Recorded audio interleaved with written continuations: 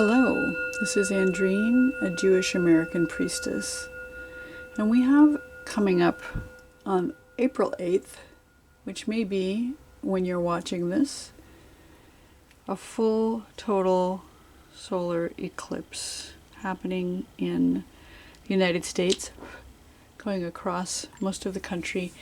And I hope that you're in a path where you can see the totality of that eclipse. And some of us are and some of us aren't. And sadly, I am not. I did not make my plans, or the plans that I was going to make turned out to be maybe best that I didn't, because the place I was intending to go looks like it's going to be under cloud cover anyway at this point. So, although I'm sad that I'm going to be missing the totality of the eclipse, I can still feel the energy of it coming through. But I'm going to do a reading today about the eclipse, and I have 3 different decks of tarot cards that are showing both the sun and the moon, and you get to choose one of those, or 2 or all 3 if you like. And we'll do some Hebrew readings, and maybe we'll throw some Nordic runes in as well, and give us some idea about what the eclipse is hiding and what it is revealing for us. So to that end, take a moment to decide which of these 3 decks you would like to choose. This one is, I can just show them to you. This is the Rider-Waite Smith deck that I got in Italy. And here we have the sun and the moon cards. And the moon will be covering the sun. In the center we have the Mythologia Fennica tarot deck with the sun and the moon. Again, with the moon covering the sun. And in our final deck, we have the Aquarian Tarot with the moon and the sun, and the moon covering the sun. So take a moment to decide which one you'd like to read, and we will see you in your reading. I'll put the timestamps down below to make it easy for you to find them, and I'll look forward to seeing you there. Hello. Those of you who chose the Rider-Waite Smith deck, this is your set of cards of the moon and the sun coming together, and they're connecting the moon hiding the sun. The sun is usually that bright face in the sky that's telling us, yes, where should we go? What's the victory? What's being illuminated right now? And yet the moon, this mystery, the unknown, the monster from the deep, is going to be covering that entirely for some time. And what is it we're supposed to learn here with the moon covering the sun, with that mystery and the unknown and maybe that which we fear covering up our source of all life? Let's see if we can get some information from the Hebrunes.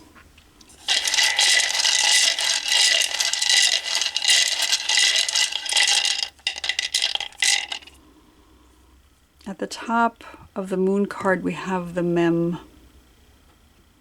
The Mem is the mother letter of water. The moon has a great effect on water. It pulls on the water. You can see the water on the card. The Mem, which is that waters of life, the Mayim Chaim. And I see Mem is affiliated with the High Priestess card in the sky, and she is the priestess who has the moon symbol all over her in the tarot deck.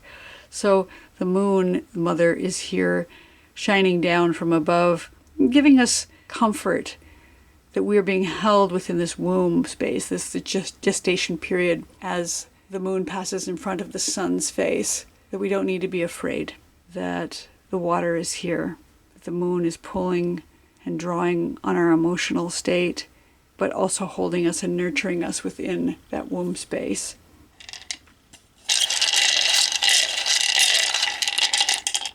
In the center we have Ayin, which represents an eye, so being able to see maybe even better. The sun illuminates for us the world, but when the moon covers over the sun, we see things differently, maybe even a little better. Sometimes we don't appreciate the sun until it's gone for a moment, and the Ayin here will give us that opportunity to see a little more clearly in the darkness. So we can see the sun's corona when the moon covers it. And it's the only way we know about that halo, that crown of the sun. The Ayin also represents the divine watching over us with those divine eyes. So in that moment of agitation and fear, perhaps, we can rest in that knowledge that the divine is watching over us as well. The ayin also represents it's the number 70 in Gematria, so it represents an ultimate completion of something, the 7 days of creation times 10. So something is coming to an end. Certainly this eclipse will not last forever. So we can rest in the knowledge that we're being guided and watched over as completion comes to the darkness. And ayin is also sometimes seen as the foundation of laughter in the Sefer Yetzirah, the book of creation, that when we can see clearly, we can laugh and understand that not to take ourselves so seriously, like this little baby on the horse here.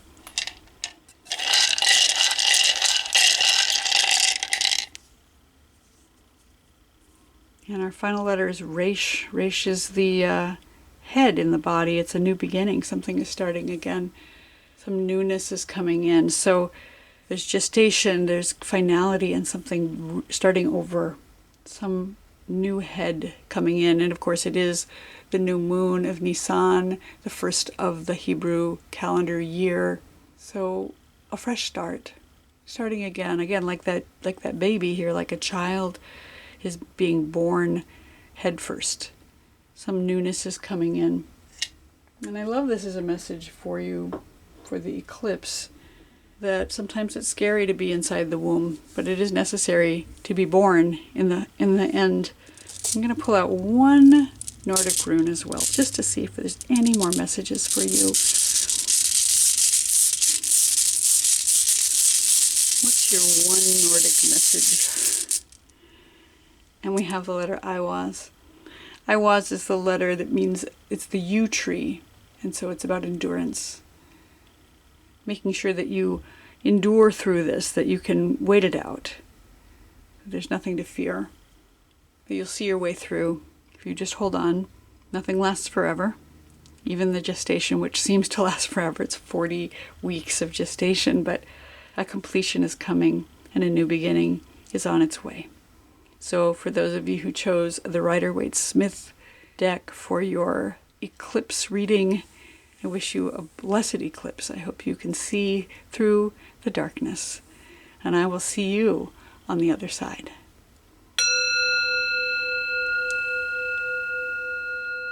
Hello, those of you who chose the Mythologia Fennica Tarot from the Kalevala of the Finnish mythology. We have your moon and your sun cards here today. The moon card is the gates of Pohjola. And you can see that it's got the moon on it, but it's got these two wolves and these skulls on this gate made of a web of iron. It's a specific place in the Kalevala mythology, a very challenging spot where many tests were given to the heroes of the Kalevala.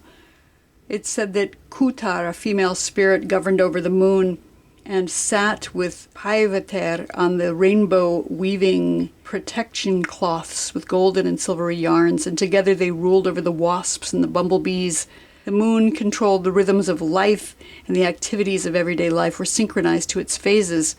A lunar eclipse was believed to be caused by Rocha, a mythical thief who climbed to the moon and painted it black with tar so the light would not reveal his larcenous deeds. The night is traditionally the time of beasts, ghosts, and thieves, which the moon illuminated.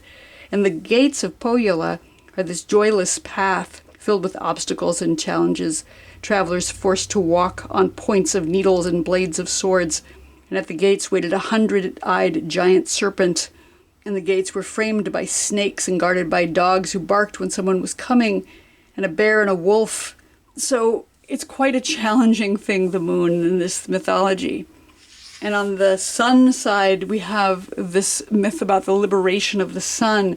There is a time when Wainamoinen played his kantala, which is this instrument, and everything stopped to listen. The heavenly lights stopped in their journey, and Lauhi, the mother of Pohjola, stole the sun and hid them in the stone hill of Pohjola behind the gates. And an eternal night fell upon Kalevala, the smith Ilmarinen was asked to forge a new moon and a new sun, and he made them out of silver and gold and lifted them to the top of a spruce tree, but they didn't give out any light or warmth.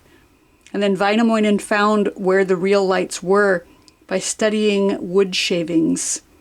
He charged Pohjola and demanded the moon and sun be returned.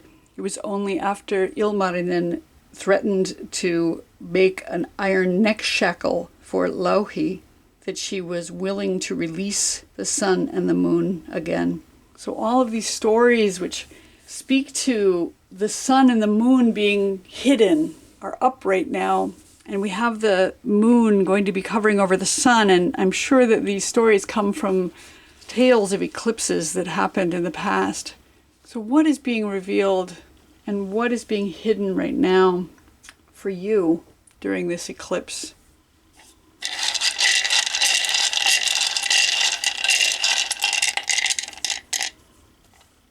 At the top we have Rocha. And Rocha is the symbol of the head. So some new beginning is hidden right now. Something we can't see. Something is starting.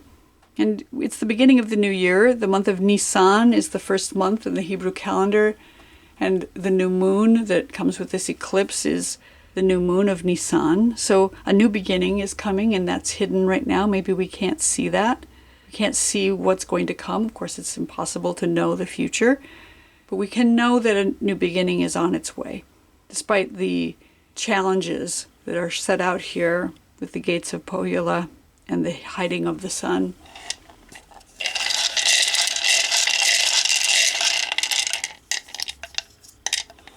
In the center we have Nun. And Nun is the letter that represents humility. It's important for us to maybe bow our head and be humble, spend some time in contemplation. It's the letter that I correspond to the Hermit card in Tarot. So there may be some moment of contemplation that needs to go on right now as we enter into this total solar eclipse.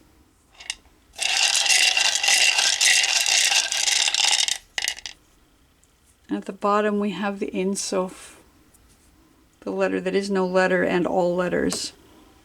So what is hidden is the infinite, the unknown, the void, the boundlessness, the endlessness of the divine.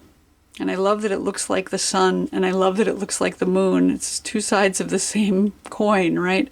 The moon in the sky and the sun. We have this miraculous coincidence that the sun is 400 times larger than the moon, but it's also 400 times farther away. So when they line up, they cover each other just perfectly. So what we're not seeing right now, what's being hidden and then revealed is some new beginning coming, the new beginning of the year, the new moon, springtime, that it will be important for us to sit in humility and contemplate what this might mean for us, this hiding of the sun and the reopening of it, that our challenges are not insurmountable, that the sun will reveal itself again. And when it does, we'll know more about the infinite, that we can rest in the knowledge that all things come from oneness and return to oneness, that even in times of seeming chaos, the divine is here in the deep. And though we can't see our fate, it's in the hands of the infinite. I'm going to pull out one Nordic rune to give one further message for this reading. For those of you who chose the Mythologia Fennica Kalevala Tarot. And we have the letter Kanaz, and it's reversed. Usually it looks like this, where it is going from a point and expanding into a giant blaze like a torch. And in our case, we have this reversed Kanaz, which is to say there's been a great light and it focuses down to one point. So honing our focus seems to be the message here, that it's challenging sometimes to take in all of the infinite. With our new beginning, finding our humility, trusting in the infinite, but then narrowing our focus down to one point, knowing that the divine has our back and that the sun will be liberated again at the end of this eclipse. And our challenges, if we can focus, will be taken care of. So for those of you who chose these cards for the solar eclipse, I hope you found this meaningful. May you have a brilliant and peaceful, contemplative eclipse. And I will see you on the other side.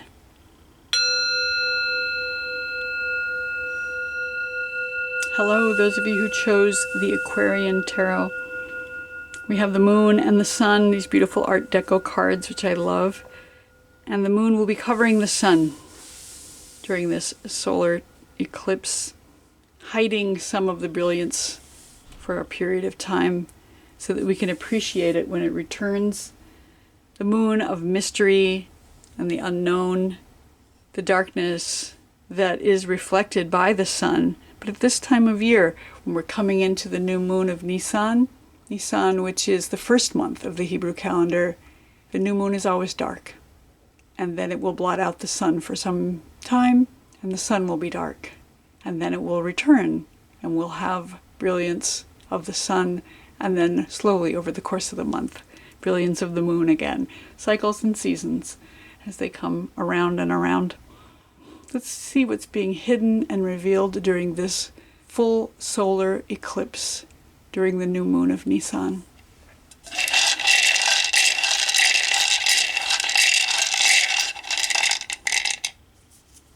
At the top we have the letter Zayin. Zayin is a sword or a scepter. It's about sovereignty, and it's the number 7. So it represents the 7th day of creation, something that is coming to an end. Some project or creation that you have perhaps is coming to an end. Certainly the year that ends with Adar is coming to an end, and the new year is coming in with the first day of Nisan. And the Zayin represents sovereignty. It's the 7th day, as I said, which corresponds to the Shekhinah, the divine indwelling presence of the feminine divine in each of us, and the Shabbat, which is rest after all of our hard work. So maybe we've got something coming in, some project that's being completed that then will give us the opportunity to take a well-deserved rest. And that sword and scepter represents some kind of power that's coming in as well, something that's building up. Even as creation comes to an end, power is increasing. And it represents the 7 weeks of the Omer, which will come in later this month, just on the 2nd day of Passover, where we do this counting of 7 days within 7 weeks, bringing us to 49, the 49 gates of the divine that help us go from liberation from slavery toward revelation of learning and Torah at Sinai. So maybe we're not seeing our power right now, maybe we're not feeling that sense of completion yet, but it's coming and we will have the ability to rest soon.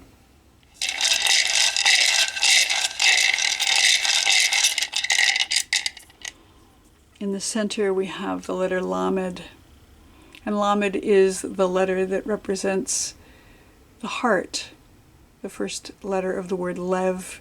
It's the only letter that reaches above the line, so it has this feeling of aspiration and hope, touching into our emotional side, our intuition, taking time to really plant ourselves in the earth and reach up toward the heavens as well. So there's some sort of hope here with the Lamed, and something we are learning, something we are teaching maybe as well, the Limud V'Lamed, taking time to digest what it is that we've received and discern what is valuable and what we need to release. The Lamed holds all of that within it. So as we go through this period of time of having the light hidden from us and then revealed again, what are we taking away? How can we reach up to divinity with hope in order to find a connection with our heart?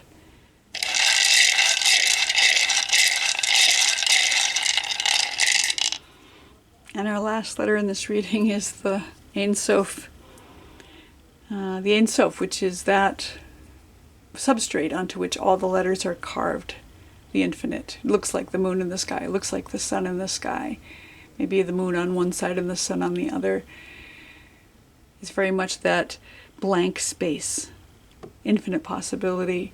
So power, completion, rest, heart, elevation, aspiration, and the wonder of the infinite, of the unknown, the unending, the boundlessness, the opportunity to have space in which to create what you would like to create. All of creation, there was only oneness before. All of existence, matter, and time is fashioned from this space of nothingness. All was, is, and will be one in the end. And we can rest in that promise.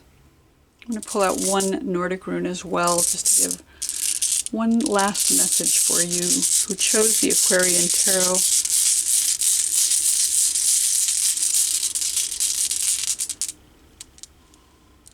And you have the letter Nauthiz. Nauthiz, which is the letter which speaks to tending to your needs. What do you need right now? What is the necessity in your life? What is it you need to overcome right now? What is the darkness revealing for you?